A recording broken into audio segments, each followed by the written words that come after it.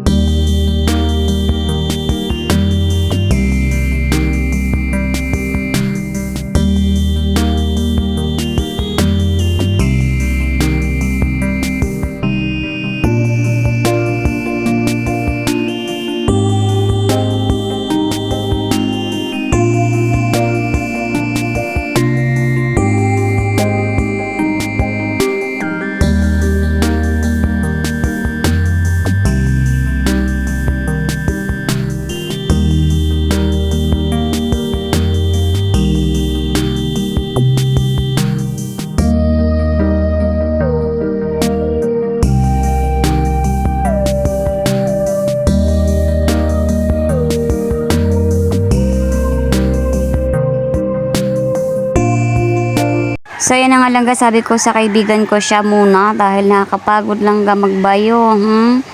Diba? Ayan. Pero patapos na yan langga, konti na lang ang natira dyan. At yung nabayo ko langga, o diba, madami-dami na rin. O diba? So ayan na nga, patapos na nga langga sa pagbayo.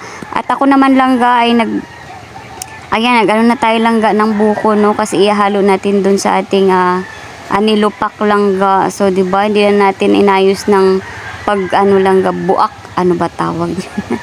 Ayan na langga, no? So ayan, biglang nagulat ako dyan langga kasi hindi ko alam yung itak langga na pala, natatanggal siya dun sa kanyang hawakan. Buti na lang hindi tumalsik, no? So ayan na nga, nabiyak na nga natin langga at dalawang pa lang ginawa ko dyan, dalawang nyug o buko. Ayan, dalawang buko. So ayan na nga, nakabiyak na nga tayong dalawang buko langga. At kailangan natin kayurin at ilalagay natin dun sa saging. Diba? Ayan, ihalo lang natin dyan langga yung buko. Ayan. Kasi masarap siya langga na merong ganyan. At masarap din sana kung merong gatas. Pero kaso langga yan lang ang nabili namin. margarine at saka sugar. Ayan na nga yung sugar langga at margarine at buko. Yan na hinalo natin pero masarap na. Subukan nyo langga. So yan na nga yung nabayo-bayo natin na saging at pinaghalo-halo na natin yung star margarine. Ayan, hinalo na natin din dyan. Sugar at saka yung buko no langga. At i-mekos-mekos lang yan. At tansyahin nyo lang langga kung gaano katamis ang inyong gusto. O diba? So yan, nalagay na nga natin.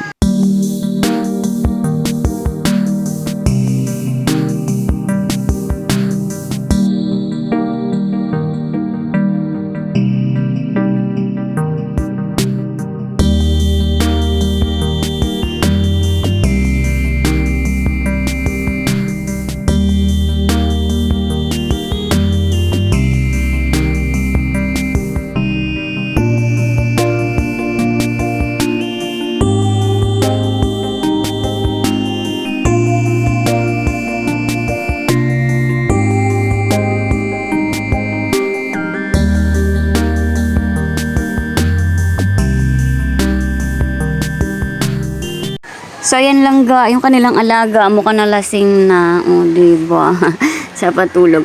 At sabi ko nga langga, kailangan ibalik para malata siya ng gusto kasi dry siya langga.